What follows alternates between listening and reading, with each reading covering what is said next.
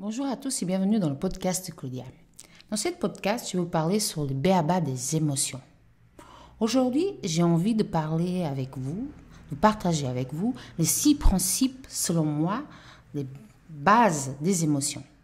La base de l'être humain, tellement importante. Je vais commencer avec la première, qu'on n'est pas nos émotions. C'est bien vrai qu'elles font partie de nous et comme je viens de dire tout à l'heure, c'est la base de notre être, l'être humain. Mais qu'est-ce que je veux aussi vous expliquer? C'est qu'on n'a pas nos émotions.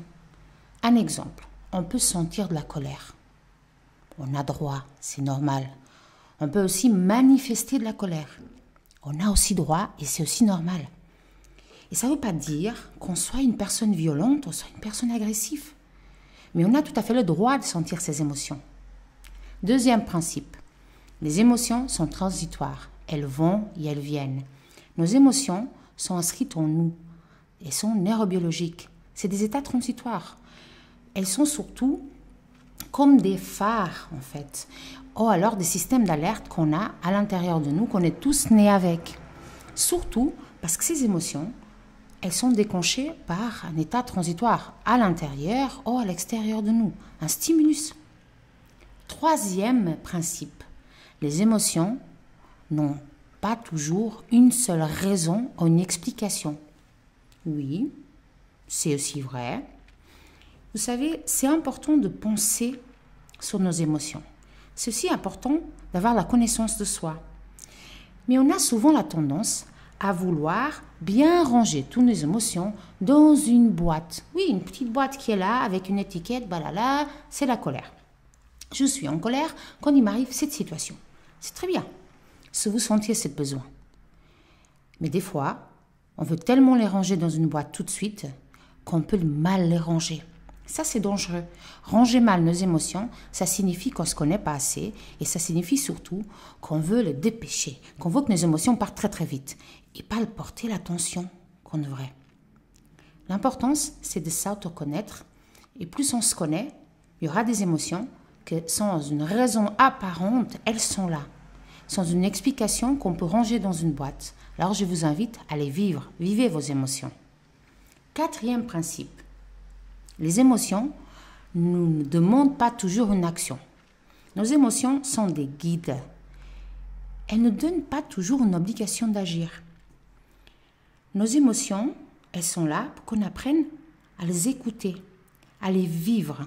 Elles ne sont pas un juge qui nous dit quel comportement avoir par la suite. On a besoin de donner le temps et l'espace à nos émotions d'exister. Cinquième principe, nos émotions n'en sont ni bonnes ni mauvaises. C'est même très dangereux de mettre des étiquettes dans nos émotions comme positives ou négatives parce que toutes nos émotions sont utiles et elles font partie d'un processus adaptatif de l'être humain. Qu'est-ce qui est important? C'est d'évaluer leur fonction et leur impact dans notre vie. Vous savez, les émotions comme la joie, ça nous permet vraiment de partager avec les autres. Les émotions comme le dégoût, ça nous permet de protéger en fait l'espèce humaine parce que ça nous empêche de manger des aliments qui sont soit pourris ou qui nous feront de mal. Et ça, c'est juste un exemple.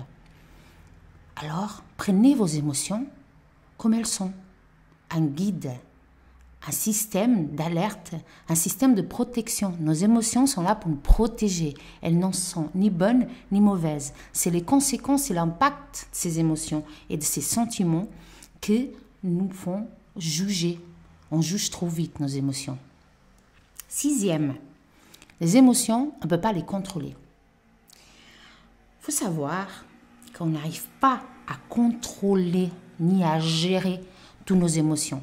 Parce que ce n'est pas un tableau Excel ou pas une boîte qu'on range quelque part. On doit surtout apprendre à vivre nos émotions, à donner le temps pour qu'elles existent, à apprendre à penser sur nos émotions, à être avec nos émotions, à donner un temps précis pour pouvoir les sentir. Parce que plus on veut les contrôler, on veut les éloigner, on veut les supprimer. Et on finit par être contrôlé par nos émotions. Vous voyez, c'est dans le sens inverse. On ne peut pas effacer nos émotions. On doit leur donner le temps d'exister. Parce que sinon, elles vont revenir à chaque fois encore plus fortes.